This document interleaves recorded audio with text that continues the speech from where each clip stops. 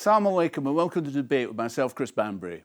This evening we're going to be discussing the artificial intelligence revolution and its implications not just in this country but across the globe and indeed for Islam. For many, the artificial intelligence revolution means just one thing: will AI take my job? Ironically, last year Google searches for "is my job safe" doubled. Are these fears well grounded? Perhaps. For certain occupations, technological advances always meant that some tasks become unnecessary. Blacksmiths no longer shoe as many horses. Handloom weavers are a thing in the past, and that lighters of gas lamps no longer trudge our streets.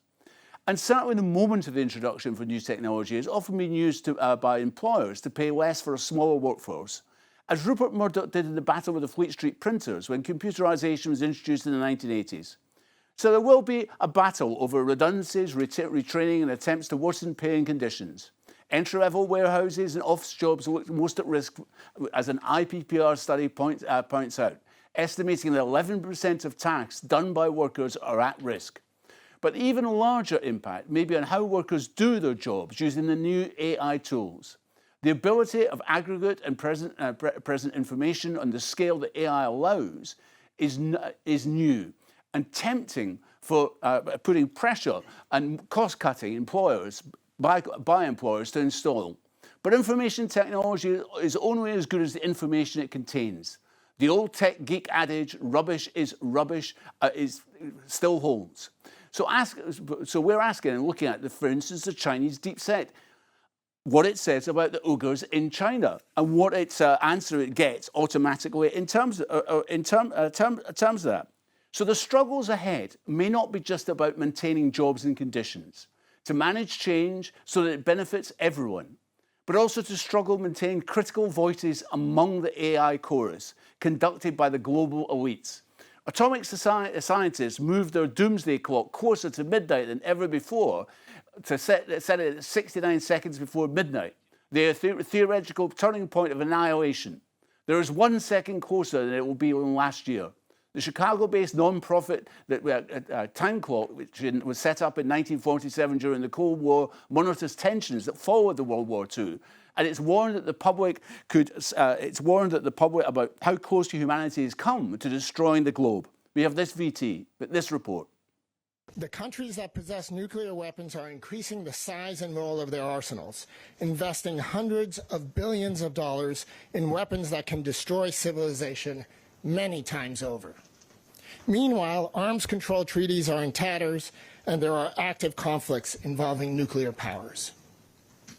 The world's attempts to deal with climate change remain inadequate, as most governments fail to enact the financing and policy initiatives necessary to halt global warming. Advances in an array of disruptive technologies, including biotechnology, artificial intelligence, and in space, have far outpaced policy, regulation, and a thorough understanding of their consequences. All of these dangers are greatly exacerbated by a potent threat multiplier: the spread of misinformation, disinformation, and conspiracy theories that degrade the communication ecosystem and increasingly blur the line between truth and falsehood. Globally, the music and film industries are grappling with the legal and ethical implications of AI models that can produce their own output after being trained on popular works written by composers and other artists. The creation of that, it can be used to rip off those artists. One former Beatle, Paul McCartney, has warned that artificial intelligence can be used to do so, and asked the British government to make sure upcoming copyright revolutions protect creators. Let's watch this report. Just worried about the copyrights not being protected, because if it gets a bit like the Wild West, then the people who created these copyrights don't benefit. So why shouldn't it be the guy who sat down and wrote yesterday? It should be something to do with him. By not protecting the copyrights, I think it'd be a shame, and I think you'd see a loss of creativity, which is a great pity, you know, because that's what brings so much joy to the world. Actually, you used a kind of machine learning technology to help produce the song you put out last. So, for instance, you get young guys, girls, coming up and they write a beautiful song and they don't own it and they don't have anything to do with it, and anyone who wants can just rip it off. I mean, the truth is the money's going somewhere. You know, when it gets on the streaming platforms, somebody's getting it, and it should be the person who created it. It shouldn't just be some tech giant somewhere. Make the decision at the moment about how to and whether. So I think you just have to worry about the rip-off. AI is a great thing, but it shouldn't rip creative people off. There's no sense in that. Why would a government want to do that? I don't get it. You certainly enhance the world in many ways for hundreds of millions of people, and it's been an. We're the people. You're the government. You're supposed to protect us. That's your job. So, you know, if you're putting through a bill, make sure you protect the creative thinkers, the creative artists, or you're not going to have them. The gold rush has begun. The British Prime Minister Keir Starmer said he wanted to make the UK an artificial intelligence superpower. The United States President Donald Trump has said that $500 billion will be used to fund artificial intelligence infrastructure. We have this. Our ambition is not just to be an AI superpower, but also make sure that this benefits working people. Now, that, of course, starts with jobs and investment in every part of the country. So I'm really pleased here today to announce that Kyndryl are investing in a new technology hub in Liverpool. Now, that alone will create 1,000 new jobs. And also that Nscale are investing £2 billion, and Vantage Data Centres another £12 billion, making £14 billion of new investment in data centres across the UK, creating another 12,000 jobs. I'm really pleased that very highly successful players within the sector have come out very strongly in support of the plan that we've put on the table in the last day or two. They're not just saying that they like the plan, they're voting with their feet, if you like, and they're setting up their offices in London, in this country. So I'm really pleased about that. We will work with anybody in this sector, by the way, you know, whether it's Elon Musk or anybody else. It is important that I'm very clear that growth is our #1 priority and mission. We've said that throughout, and all of the other work we're doing ladders up to this. So whether it's the work on AI, whether it's the work I was announcing last week on the NHS. We do have in place fiscal rules, which we will absolutely stick to, because they're necessary to provide the stability that we want. Rachel Reeves is doing a fantastic job. She has my full confidence.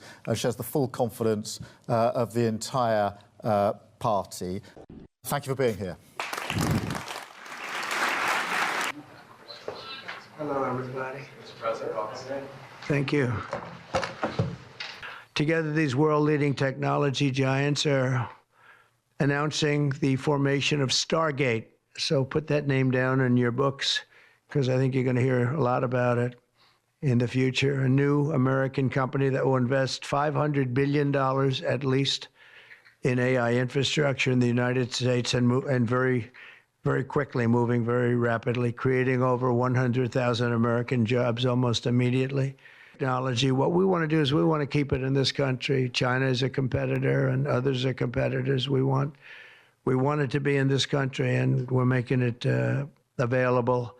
I'm going to help a lot through emergency declarations, because we have an emergency. We have to get this stuff built.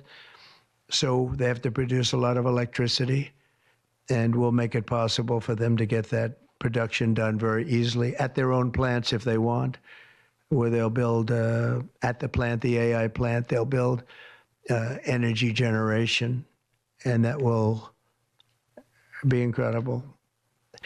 But it's technology and artificial intelligence, all made in the USA.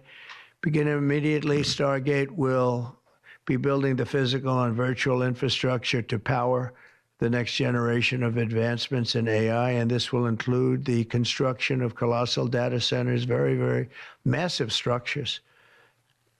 AI holds incredible promise for all of us, for every American. We've actually been working with OpenAI for a while and with Masa for a while. The data centers are actually under construction. The first of them are under construction in Texas. Each building's 500,000 square feet. There are 10 buildings currently being built, but that will expand to 20, and other locations beyond the Abilene location, which is our first location. So we are very, very excited to do this.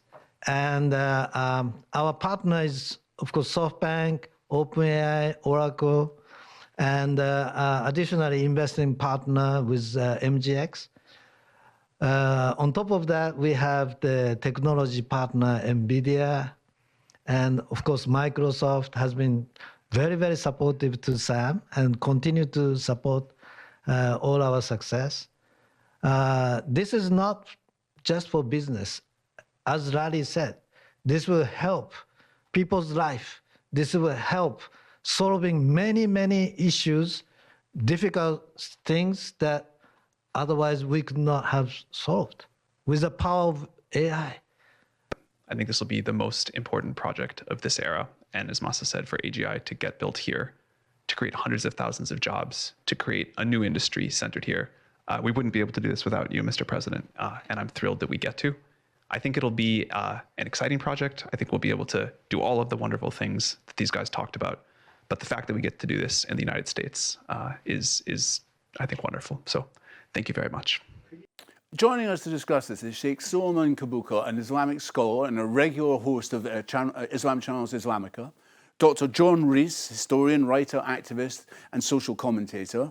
Sultan Chowdhury, OBE, the chairman of OFFA, a UK Islamic fintech, which aims to make property buying for homeowners and landlords who are faith-conscious a seamless process. Javiat Lahar from AI Futurist, who's worked at Microsoft, Amazon, holds an MBA in 2019. Javid warned about the consequences of AI writing in Forbes why AI is a tool and not a replacement for human originality. Javid is now an independent advisor to investment companies and hedge funds. And also in the studio is Sherifat Akantunda Shutu, a data and AI expert and founder of Muslim Women in Consulting. And online from the United States, Mohammed Ahmed is a research scientist at University of Washington's Harborview Medical Center and an affiliate assistant professor of computer science at the University of Washington, Bothell. He's part of the AI and Faith organization that focuses on AI's intersection with faith traditions. Currently, he's working on the technical and ethical issues around the issue of AI surrogates in the end-of-life decision-making. If I could start with you. What does this mean for Islam? Because the caricature of Islam is it's anti-scientific. You know, Islam missed out on all the great Western discoveries. It's bunkum, but what does this actually mean for Islam? Yeah, as long as we continue defining science as the way we need to live our life in a way that serves the purpose for which we're here, then Islam is at the heart of science. And of course, every single Islamic teachings actually takes into consideration to make sure that mankind lives in a very harmonious, kind of environment. And any kind of, technological, revolution and any advancement is meant to serve the purpose for which mankind is created. All the traditions of Islam, from the Quran and the sayings of the Prophet ﷺ, emphasize the fact that there is nothing of a human endeavor in human life that has not been guided and has been left, to just personal whim, but there is always, subtly or directly, a guidance so that mankind continue to serve the purpose for which it is created, being a steward of Allah in this planet. John Rees, I was just hearing about this guy saying this new technology is going to really benefit our lives. I'm thinking of all the new technology that's been introduced in my life, from emails, mobile phones, all the rest of it. Actually, it seems to have made work harder. Yes, I don't think that's a property of the technology itself. It's a property of the way in which it's adapted and adopted by society. You can introduce a new technology and it can produce better pay, better conditions, more leisure time. You can introduce a technology which will mean harder work, less pay, and less leisure time. And that's a battle that's constantly attended. Every introduction of new technology attended the building of the canals, the building of the railways, the introduction of the motor car, and you can go through the list. So whether it serves humanity or whether it serves people who just want to make a profit from other human beings.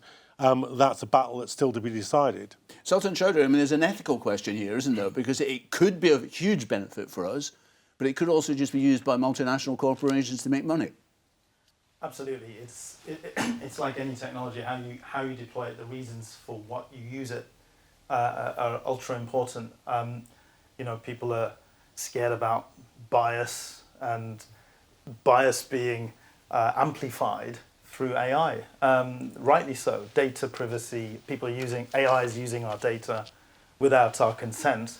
All of this is worrying, and of course, you've got these existential questions that come out around ethics about if AI carries on its trajectory, what does it mean for the human race? So you got all of this, I guess, creating anxiety.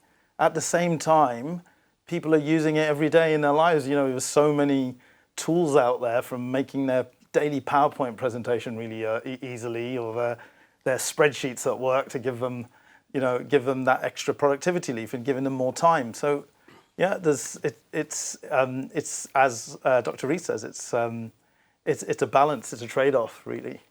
I mean, Javed, data is crucial to this, and I'm always a bit worried about how much, for instance, the deep state in this country has access to our data. Yeah. Have you used your phone today? Yeah. Have you walked down the street today? Yeah. I've used my Oyster card. I've done many things.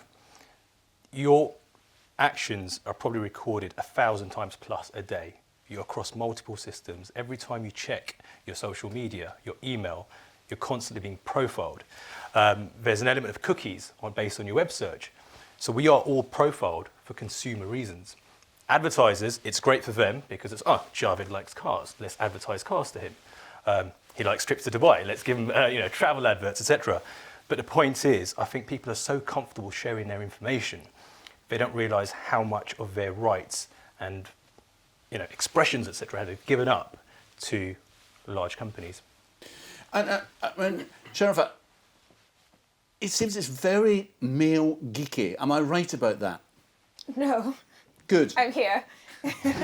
And it's not male geeky, and AI is not new. I know we talk about AI since OpenAI and since ChatGPT, it's become more sort of dinner table conversation. But AI has always been around in different guises, in diagnostic guises. We've always used AI to run diagnosis. We've used AI for predictive analytics. We've used AI to predict and make forecast of what businesses and where businesses should go. And with generative AI, it's just the next iteration or the next generation of AI that's now saying more than just looking back and telling us where we need to go. It's now able to sort of generate insights by itself through agents or through chatbots or through the likes of ChatGPT, which we're all very familiar with, and DeepSeek. As to whether it's very geeky and male, please don't say that around me. It's definitely not male. Don't let me go down the list of women that have been involved in the development and generation Please of AI. do. I mean, we come from the history of mathematics, from the history of computing. We've always talked about women, and we've always talked about those women that have led in how we define technology. But a lot of time we like to talk about the men. Even when we go back to OpenAI, on the board of OpenAI, we've also got women on there as well that are actively shaping how we run AI. Turn to our guest in the United States, Mohammed. Could I just ask? I mean, we're seeing Donald Trump there is talking about the huge virtualities of that, going on about the benefits, bringing jobs, and this is crucial to the Trump narrative, bringing jobs back to America. And then they announced huge development, 1,000 jobs. It doesn't seem that much to me. Yeah, that's a great observation. And also to what Sam Altman was saying, that AI will create hundreds and thousands of jobs. I actually do believe that, but then the question is, are those jobs going to be for humans, or are those jobs going to be for AI agents? So out of those hundreds of thousands of jobs, most likely only a subset of those would be humans, for humans. And so earlier you talked about the jobs, like let's say people who are working on the looms or blacksmiths. They're still around, but they're a very minute quantity as compared to, let's say, 100 years ago. And what's the difference between the current industrial revolution brought about by AI and previous industrial revolutions is that it's cognitive in nature, that we are offloading part of what we process in our brains to the machines. So and a lot of researchers are thinking that we'll create not jobs, but we'll create additional jobs, but they won't be enough with respect to the jobs which will cease to exist. And that's not a particularly appetizing prospect, is it? Well, no, definitely it's not. But it depends on how you're going to look at it. I think what underlies and underpins all this from the Islamic perspective is that we always have to be mindful of the purpose and the most important objectives for which, that guides mankind to ensure that lives in harmony. The protection of his constant awareness of the relation, the vertical relation with his creator, but also the horizontal with the environment that he lives with. So any development should make sure that mankind remains in the lane that is intended to be in terms of, make sure that the livelihood is okay, the continuity of humanity is okay, the property is protected, and there is no element of manipulation. That's where the bottom line. Islam is not, religion is not against advancement in technology because they live in a symbiotic manner. Man is to advance. We see how far we've come from, traveling on camels and then early, 1930s cars. And we haven't seen the end of technology advancement. But as long as it doesn't infringe on those objectives that are intended to make sure that mankind live the purpose of being the steward of this world. We'll come back to that because Islam has a proud tradition in terms of science, a very interesting tradition. But we're going to take a short break now. Please join us again after that break for a continued discussion of the AI revolution.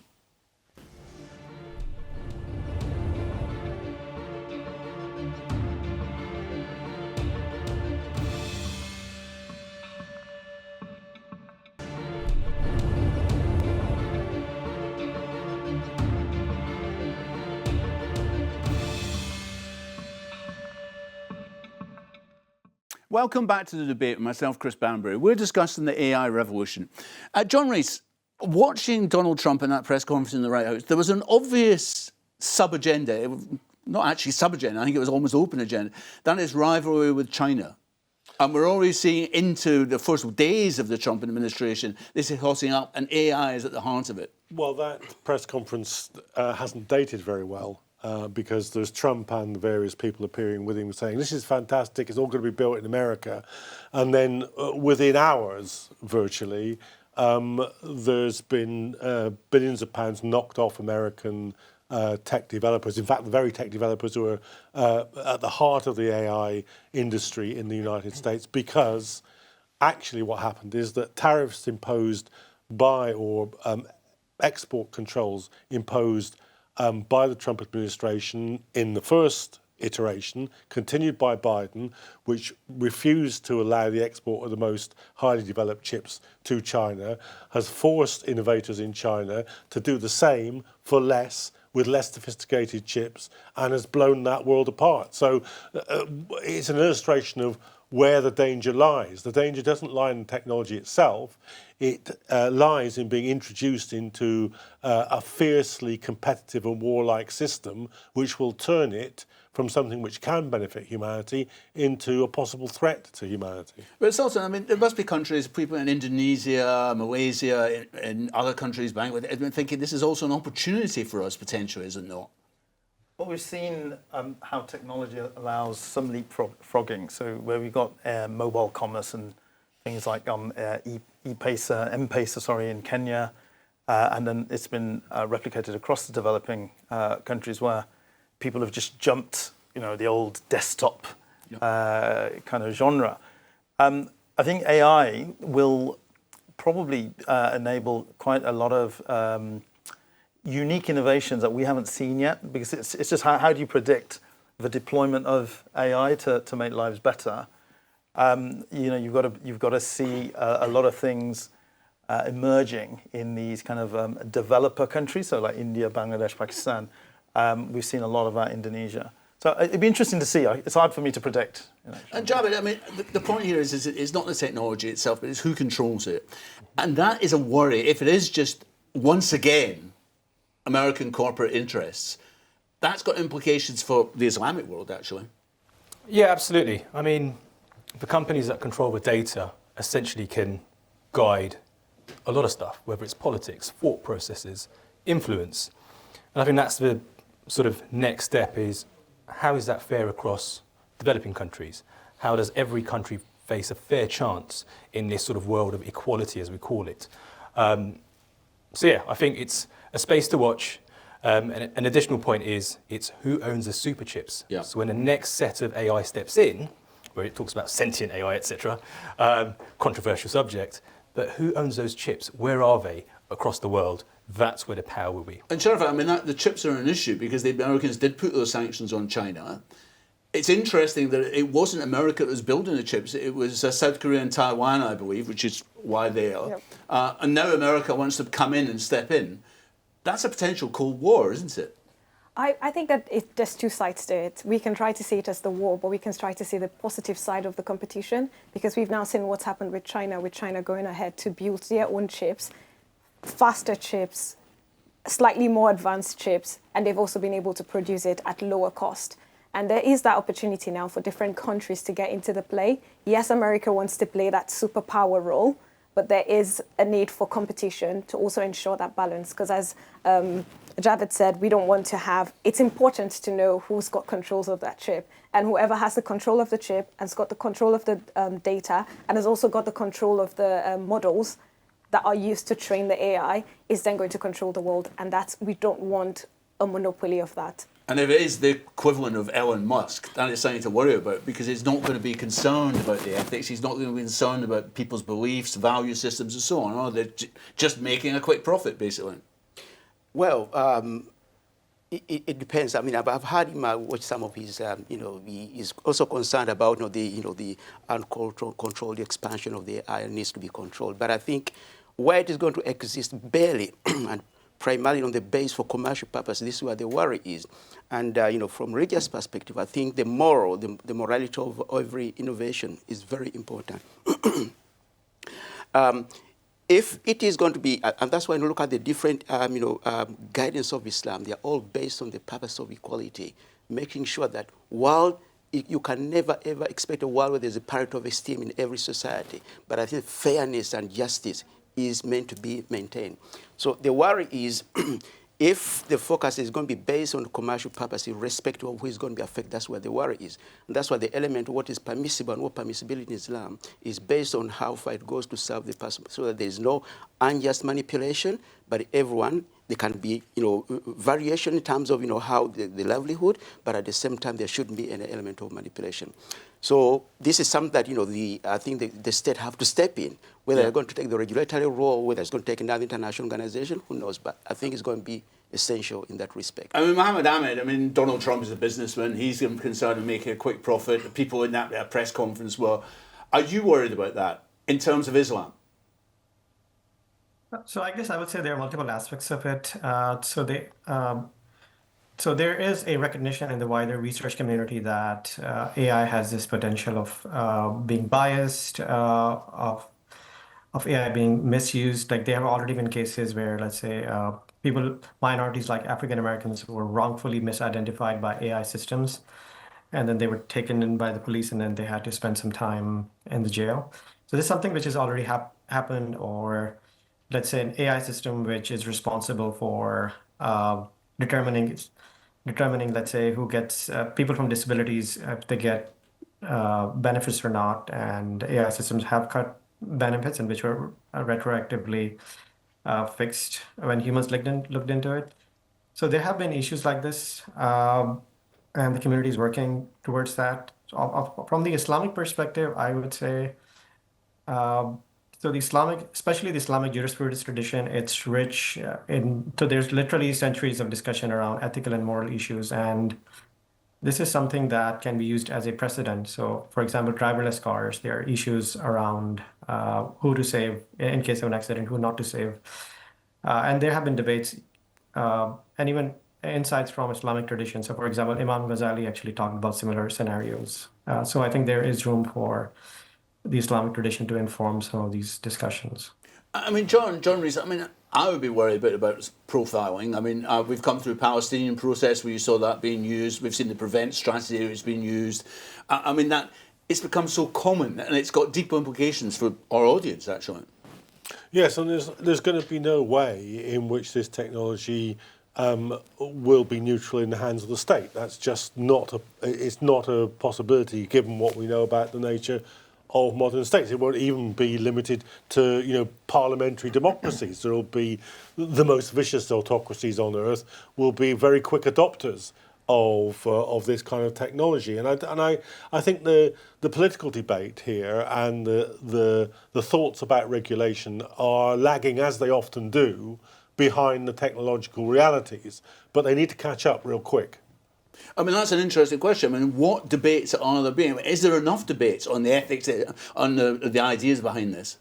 Well, I'm coming from business, and frankly, the answer is no, because when we look at AI, and I look at it from my credit engine when I'm giving finance, I'm using it to try, first of all, create a rich data set, and then to give me productivity. I give the customer a good proposition. They get an answer there and then, within seconds.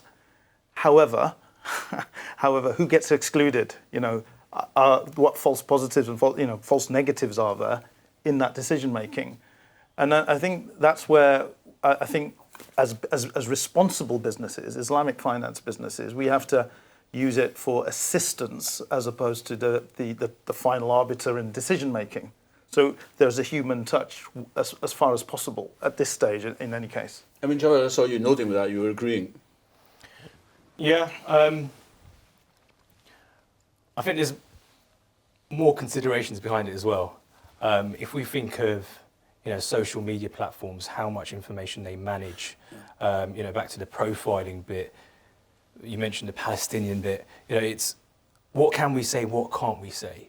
Your example is specific to finance, but mine's sort of, if you take an eagle eye view across the board and say, well, what can these group of people say and what can another group say? Who can actually have freedom of expression, who cannot? Where does that decision lie? And I think that's one of the most important questions. I mean, I'm thinking about exclusion and something else. I mean, I know from my experience as a school governor, I mean, there are many families who don't have access to the current new technologies. There are many people who don't have access to the poverty, austerity measures in this country and so on and so forth. Is that going to be addressed? I think I'll just take it from 2 points. Before I talk about the access as well, is also looking at how we control and then we put legislation around AI.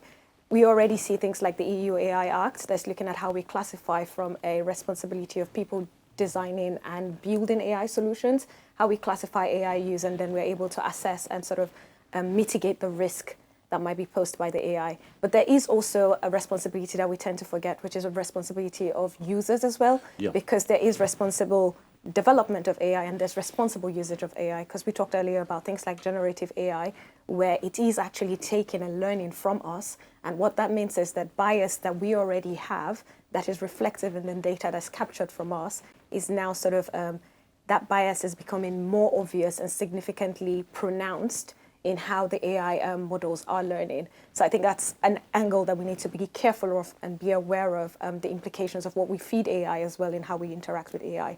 And then on the second bit of access, what's interesting is we've seen cases where some of those developing countries have actually been able to leapfrog, as he said, into accessing and using AI.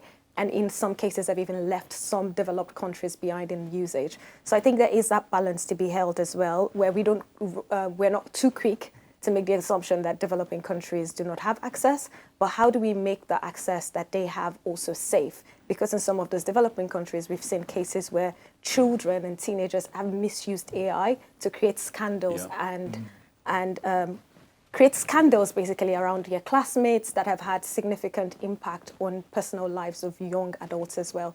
So there is access and there's also educating about responsible usage.